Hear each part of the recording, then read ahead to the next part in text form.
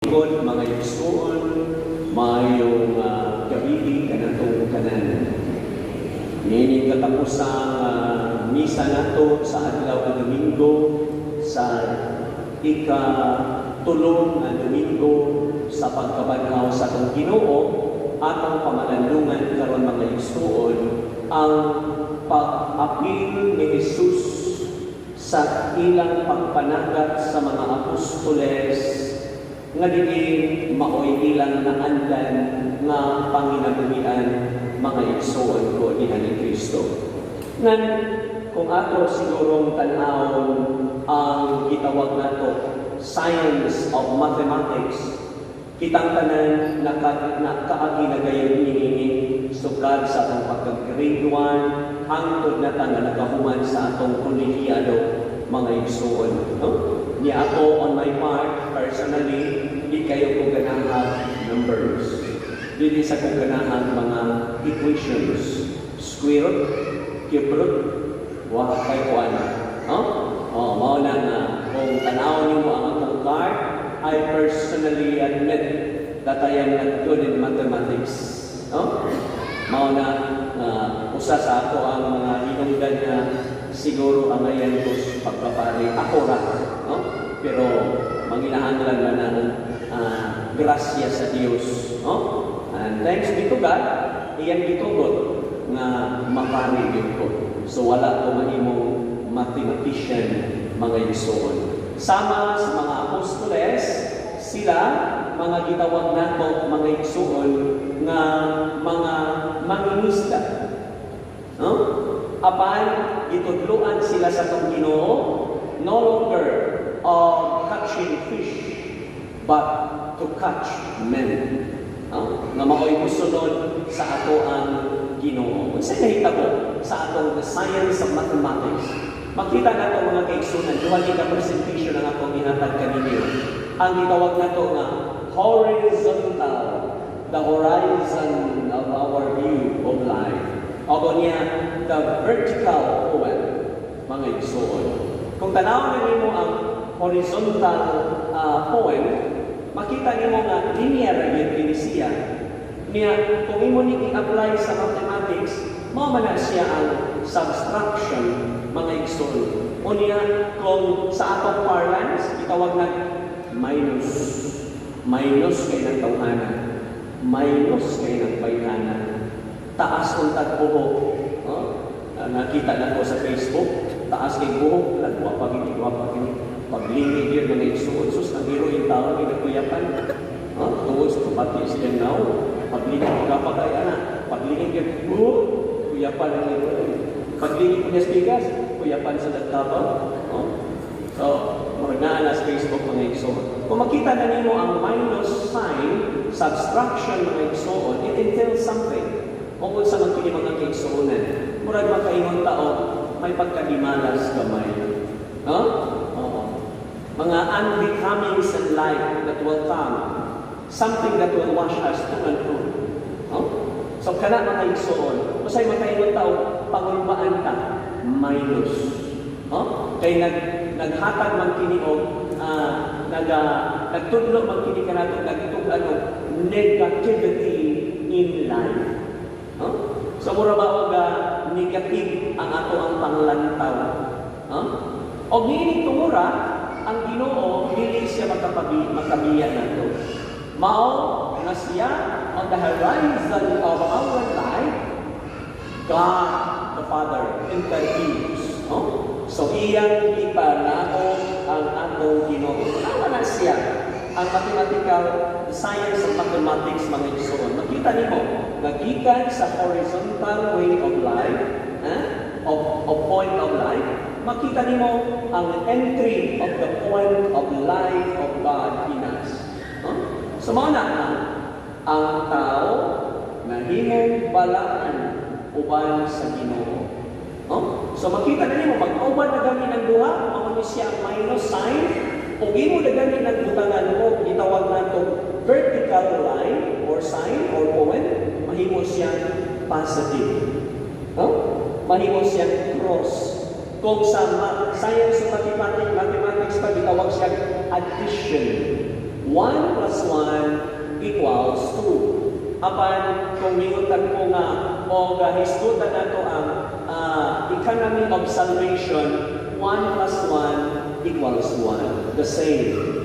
That's a very Trinitarian in nature.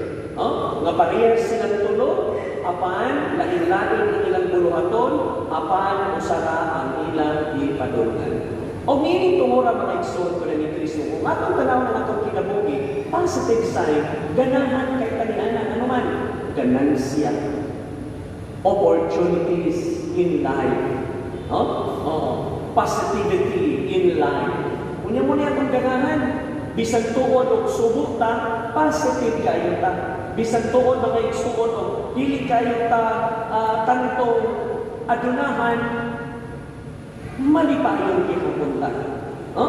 Bisag dili kayo tantong hayamay ta, wa ta magkalisod. Meaning to say, you are contented with what God has given to you, my brothers and sisters. Meaning, duha ka butang ganin ato makita na positive of negative. Makita na sa nato sa ikaduha nga example mga igsoon. O kung sa man kini, ang mahitungod og figure sa 1 million, the decimals. 1 million. Daghan kay nagnumero mga igsoon. Kuha aragod ng pipila ka numero, kanang pila ka zeros sa 1 million, ipabilin ang tulo kasi mahihiling 1,000 na lang. 1,000 na lang. Huwag tama na sa tanin mo another zero, ang duha na lang, pila na lang? 100. Imo pag pinagkuhaon ano sa kasiro nga nahihiling, it's only 10 pesos. Kuhaon sa tanin mo ang katapusang numero, 1 na lang. Atong ibalik mga igsoon, mubalik na sa 1 million. Kung sa'yo nagpahipin ni mga igsoon ko ni Kristo, without God, we can do nothing. Kung wala ang Ginoo, wala kayong kita'y mahimo. Without personal relationship with God, without vertical dimension in our lives, without upward connection with heaven, our existence becomes a mere minus sign, a flat horizon limited to this world. And mauni ang resulta, mga igsoon, nothing makes sense in our life, and nothing satisfies us, and nothing sparkles us. Apan, kung tugutan nato ang Ginoo, sama karon sa inahitabo nila ni Pedro, uban ni Thomas the Didymus, mga igsoon, makita nato kung unsay resulta. Unsay nahitabo, daghan kayo sila nagkuha ng mga isda. Nga naman, kay ilamang itugutan ang Ginoo, nga maoy uduwa sa ilang kinabuhi, maoy mugiya sa ilang kinabuhi, mga igsoon. Mauna nga, dili ka mahadlok. Kung kini, mga igsoon ko niya ni Kristo, makita mo kanato. Ikaduha, dili ka palayo sa Ginoo. Kaya ang pagpalayo sa Ginoo, minus sign. Ang pagpalayo sa Ginoo, pagkawagtang sa imong kaugalingon, diminishing yourself. Do not allow yourself to get all those zeros that are there in your life that makes your life beautiful, mga igsoon. Unang tawag na 1 million. Kung kuhaon mo ng mga zero, mga igsoon, dili na. Kung ang imong kinabuhi, maanindot, kuhaon ka na nimong mga directives o mga pagtulunan sa Ginoo, it's no longer called as life, mga igsoon. So mao nga, diha sa atong pangandoy sa matag adlaw, dili nato kalimtan ang Dios. As we start the day, let us call God in our life. This is a very simple message to all of us. Very simple. And very simple also to obey. It needs no theological explanation and deep explanation about life. Mga igsoon. O kung si mahirong ganon, being open to ourselves, my brothers and sisters. Ang pagkamaablihon sa atong kaugalingon. If we are open, meaning to say, you are available. Meaning to say, you are ready to be formed and ready to be guided by God.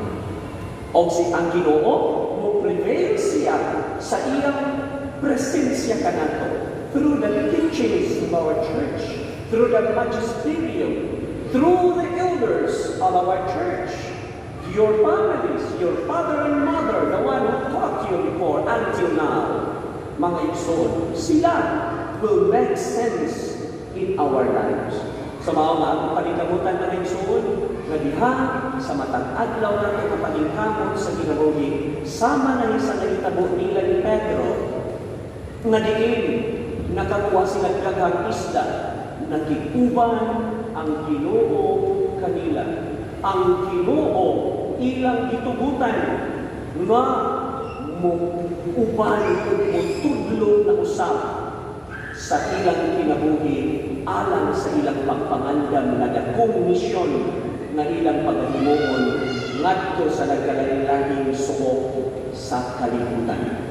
Musa mangayo ka sa grasya sa Dios, mga igsoon ko diyan ni Kristo, o nga ato sa kanunay pangaluyon diha sa atong Ginoo nga unta atong pagahimuon ang butang nga angay natong himuon o dili natong pangaluyon ang usa ka butang nga diin imong himuon apan supa sa imong kaugalingon. Amen. Manindo.